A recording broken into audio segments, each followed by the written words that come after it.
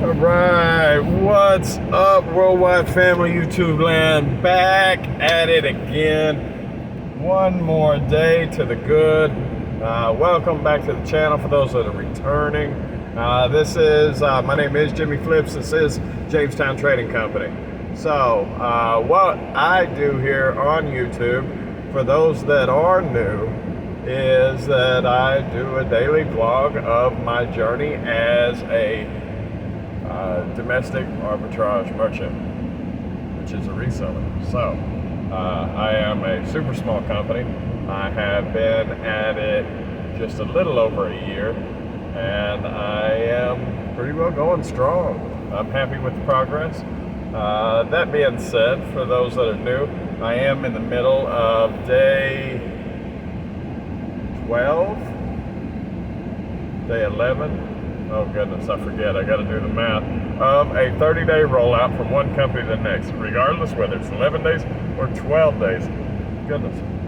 I am about just over 33.33%, so about 35% on my way from transferring my website, www.jamestowntrading.com, from one host to another manually. All of my listings, everything. So that has been a huge devotion of resources, meaning my time.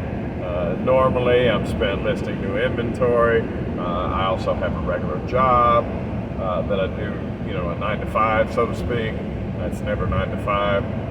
But nevertheless, and then I come home and I work on new inventory, sourcing new inventory, processing new inventory, shipping, orders, and on top of that now, I also am manually changing my website from one host to another.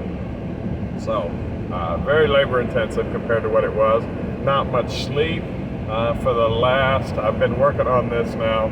I say it's a 30-day rollout. 30 days before that, I was backing systems up just in case it went south. So I'm actually day 41 or something into this, and it is. I will be glad, very, very glad, in another 18, 19 days when this is all behind me.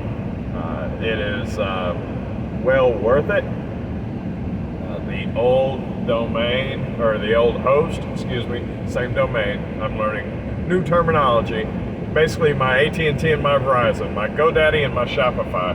I'm leaving GoDaddy, going to Shopify. GoDaddy was a dinosaur, and Shopify is a speedboat compared to them. Still not perfect, but I think some of the shortcomings, a chain is only as strong as its weakest link theory and ideology, whatever. I do believe that my internet does play a part somewhat. However, I am able to upload to eBay and Amazon without issues. So it is in part their site, but I'm sure my internet does not help things. And I finally come to an understanding that Shopify is no eBay as far as things go, and I can't have the same expectations of Shopify as I do eBay as far as the uploading of video or uploading of pictures. It just takes a little longer. It does seem to move faster while I'm in town, at work, or on Wi-Fi, at in a store or whatnot. But I don't have all day to sit at a store while I upload my inventory. I got to be at home, one, being a family guy, and two, advancing my business, not just maintaining the current size of it. So that being said, that is working. Another 18, 19 days and it will be behind me, so that's beautiful. The weekend is over. So happy Monday, I guess. And I do have some packages going out. It was what I would like to say is a slow weekend, and it's very easy for me to get down on the progress or profit that I made. However, the profit that has come out of this weekend on a daily rate, which it does come daily, is literally eliminating bills. So that's huge. I don't use it for that. I roll it back into the business. I'm a firm believer in the snowball effect. You just keep putting it in. It keeps getting bigger. I use this business as a catalyst for future endeavors, and I'll use the future endeavors as catalyst for future endeavors. So it just keeps rolling. We keep making steps, keep adding layers to that snowball. I do have packages to drop off, and I'm on like a super empty tank. I should have got gas yesterday. I meant to get gas yesterday, and when I left Walmart, I drove straight home. Like Walmart was supposed to be it, and I've added another 20 miles to it. But the construction by my house is ridiculous and made it where it looks like I won't be on time yet again to work. I gave myself another 15 minutes on top of what I normally do, and that was not enough. So I guess that's what personal time is for, although I never generally use it for that. Let me see. There was a topic of this video. I don't know how I'm going to phrase that, so we'll just get right into it. People always seem to look at the profits of a reseller and not necessarily the work or the liabilities of it, and liabilities, you leave yourself open to return if there's expenses not only in product and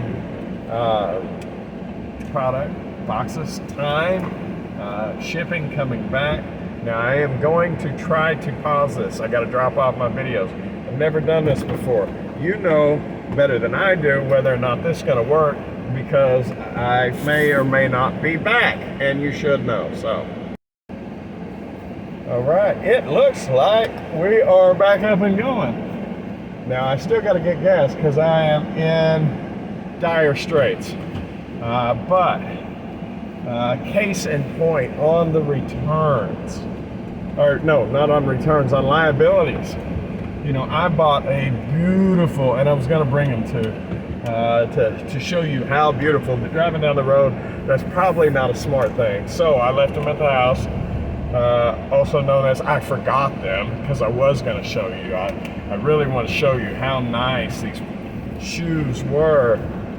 Anyway, I bought these shoes for, well, it doesn't matter how much I bought them for, but there was plenty of margin in it.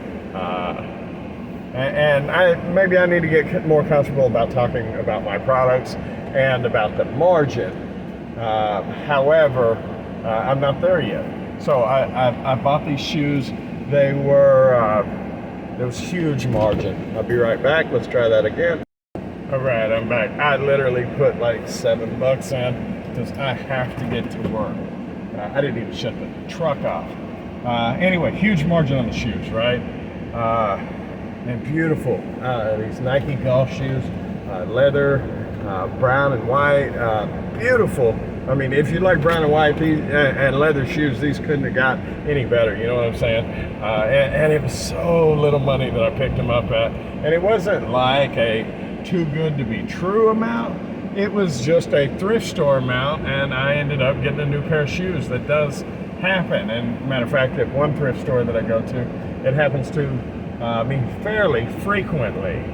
I don't know whether it's display models at a shoe store or where I'm getting these suckers, but I've done it several times, and they're really nice shoes at a really great price.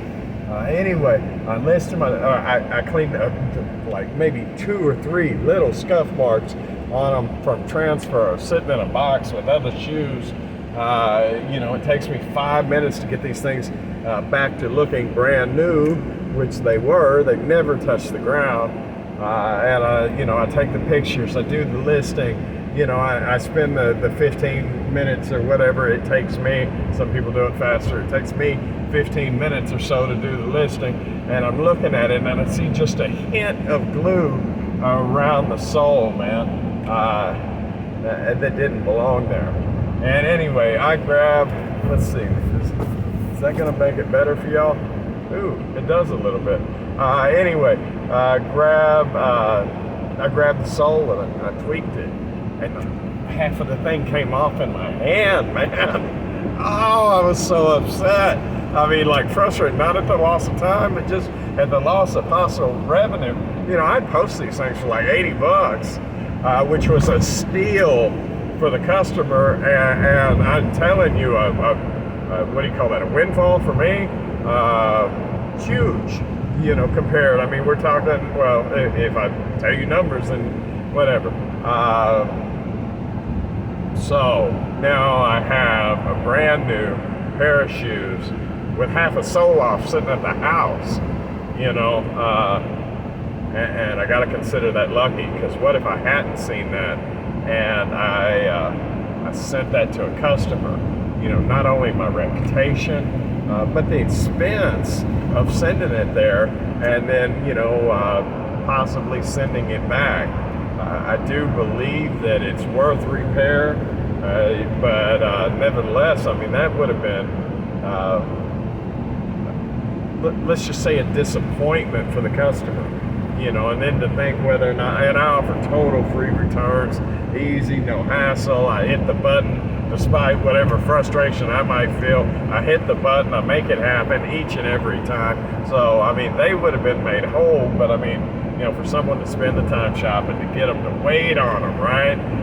To get them in their possession and then try them on and come out of the damn shoe. Ouch, excuse me. Come out of the shoe. You know, that's disheartening.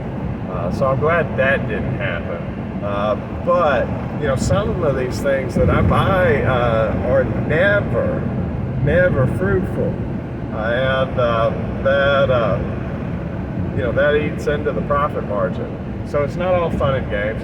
The processing of inventory is so much work. You know, I woke up to a sale today, which was really huge. I mean, not that the sale was huge, but I love waking up to "you've made money" notifications. And anyway, you know, I'm getting it in there, and I need to make the box lighter to make weight to go at a cheaper rate, and I'm close enough to make it happen. But here's the deal, you know, I don't have the right size box for it, so in order to keep it from moving around, and I think I care more than Amazon, because Amazon just throw it in the box. Anyway, I cut the box down to make it snug and make it fit. And, you know, that takes 10 or 15 minutes. And we're not talking a lot of profit.